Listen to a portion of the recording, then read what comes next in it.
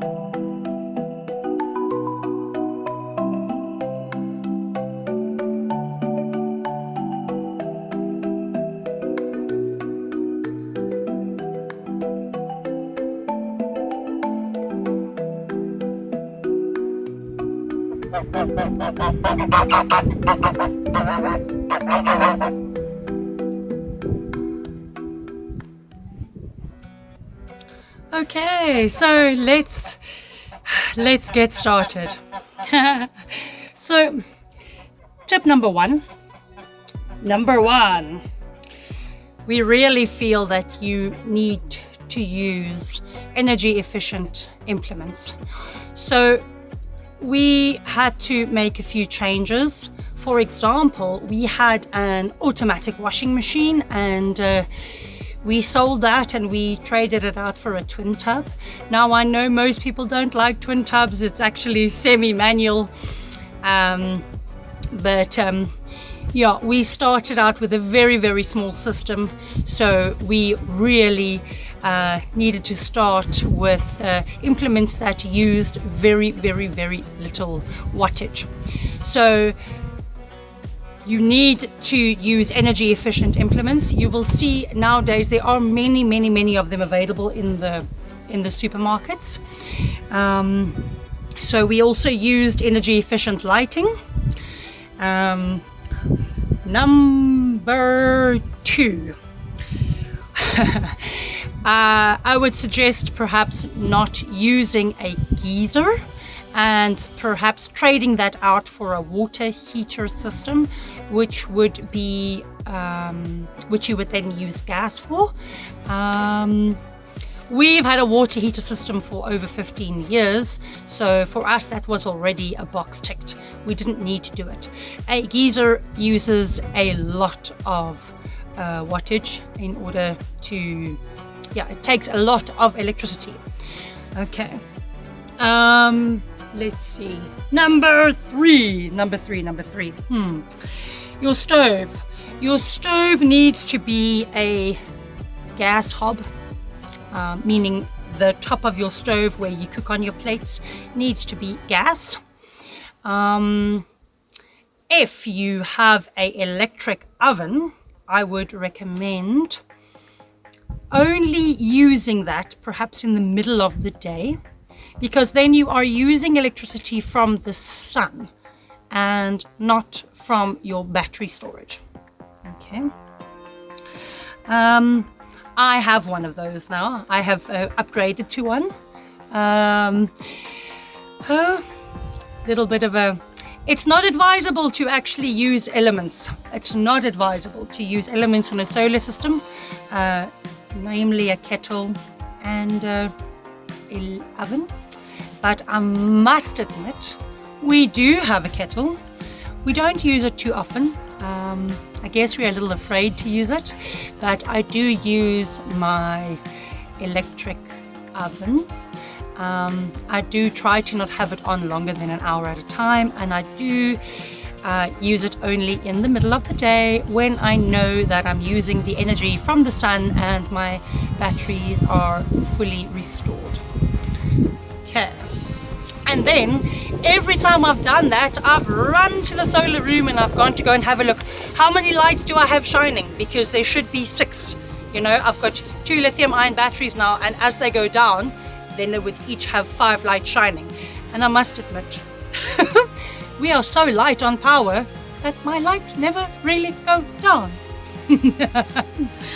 All right. Let's see. Number 4. Your most important appliances, I would say. This is all opinion. This is all my opinion. This is all what I feel, and this is all what I feel I've learned in the last 5 years from having converted to using electricity from a power grid to converting over to solar. This is all my opinion. Okay. Your most important appliances for me are your fridge and your freezer. I lived 10 months without either. And I must admit, I lived in a very hot place. And it was really difficult to keep fresh produce fresh. As we like eating lettuce and we like fruit, and it was really difficult. I think, to be honest, the most difficult part for me was actually not having cold water on very, very hot days. So for me, a fridge and a freezer are actually your most important appliances. I know nobody would want to do this, but if you didn't have a washing machine, you could wash your clothes by hand.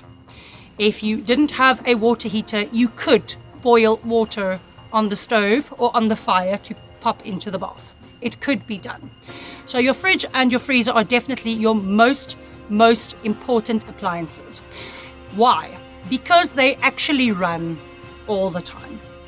Okay, they run 24 hours. So they are constantly drawing power or energy from the energy source that you have. Okay, so that is why I say that they need to be as energy efficient as possible.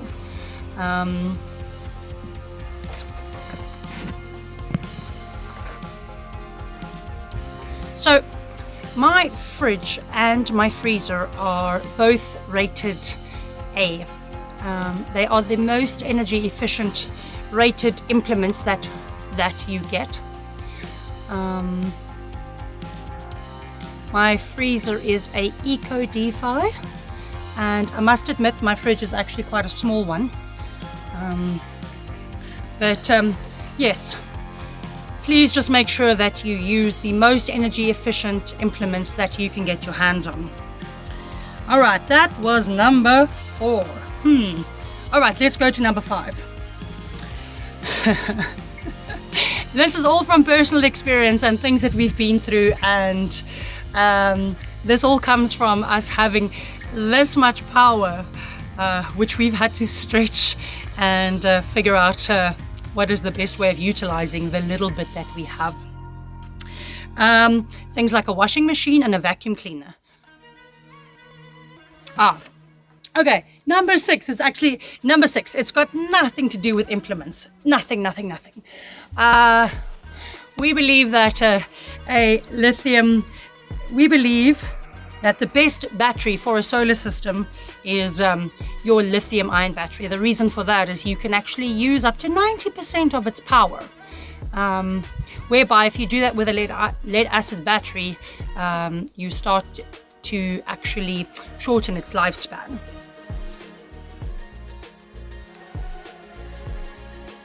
The lithium ion battery also charges up much faster than a lead acid battery.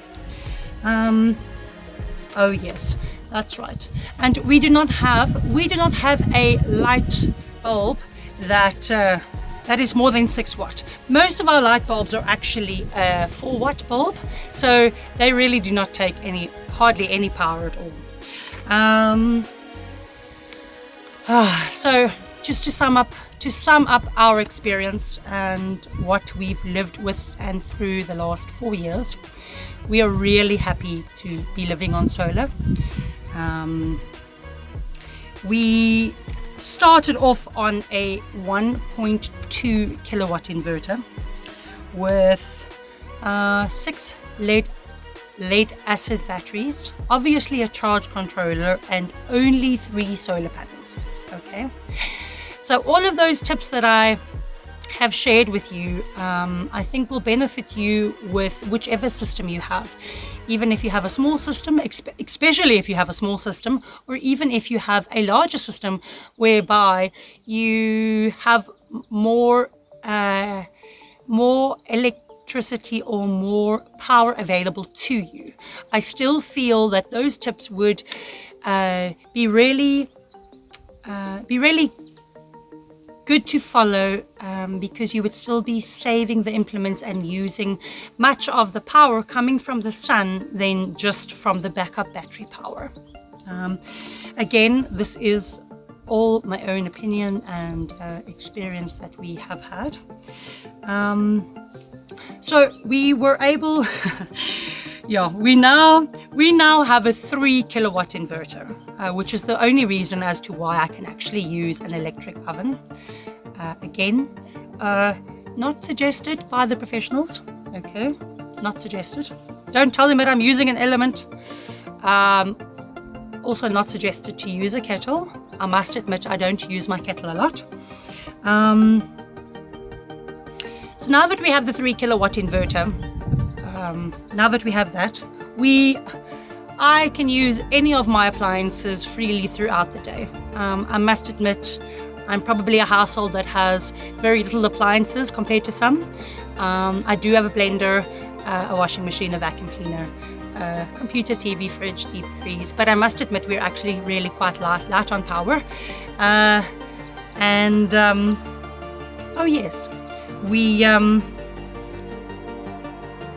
can even run our compressor, we can run our drill, we can run our grinder on that 3 kilowatt system. Obviously, again, we would also only use those implements when the sun is shining.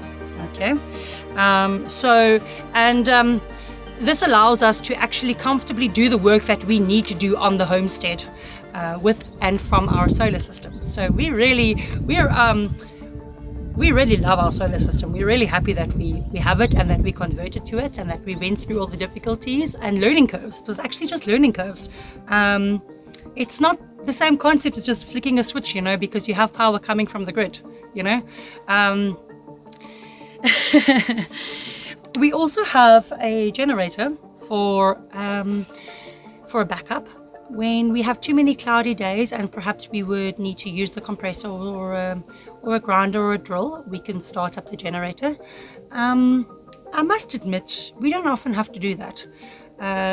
As I said, we're very light on power, and we actually have a lot of power to fit our uses. Or I actually think that we have minimized what we need to use power for in order to have been able to have funded our original solar system, because it was quite expensive, and we started out buying implements step by step with what we could afford, and slowly but surely then making the upgrade, let's say the upgrade, again only as cash money allowed us. So it's we were very grateful and appreciative for that we were able to upgrade too. So we prefer not to waste anything that we have.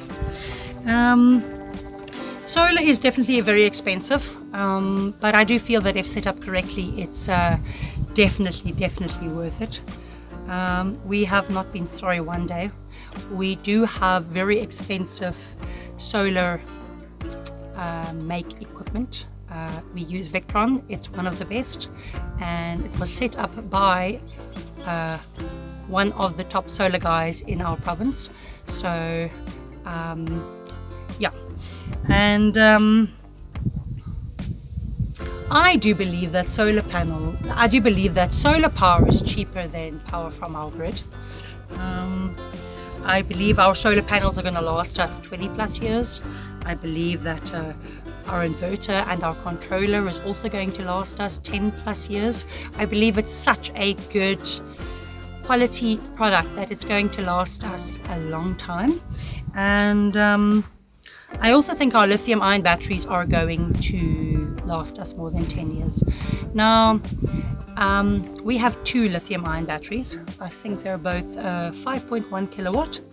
Now, technically, we didn't actually need to have 2 of them. We actually only needed 1 to support our usage or storage over the evening.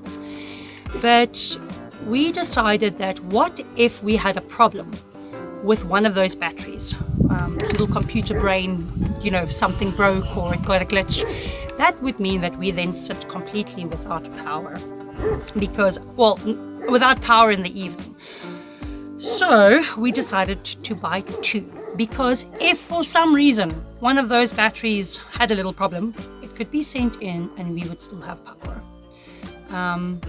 So a lot of people would probably not have chosen to do that, but we did.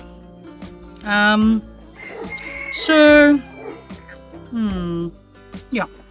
So that is about all the tips that I have with regards to solar. Not a solar whiz. Those are just my experiences for what I've lived through and with for the last 4 years. And I would recommend anybody, especially living in sunny South Africa. And unfortunately, with the intermittent power problems that we do have from our grid, my personal opinion is that if you are able to front that money and to have solar as a backup system or a dual system, and that you just learn how to live with solar, you won't be sorry 1 minute. You won't be sorry. But there are a few adjustments that you would need to make, and it's all worth it. It's truly worth it. I hope you found this video interesting, and I hope you found my tips helpful. You probably knew all of these already, but I thought just to share it. Thank you so much for watching and spending time with me. I really appreciate it. Until my next video, have a wonderful day, and please, if you haven't clicked the subscribe button, please click it. I'd be much appreciated. I would be much grateful.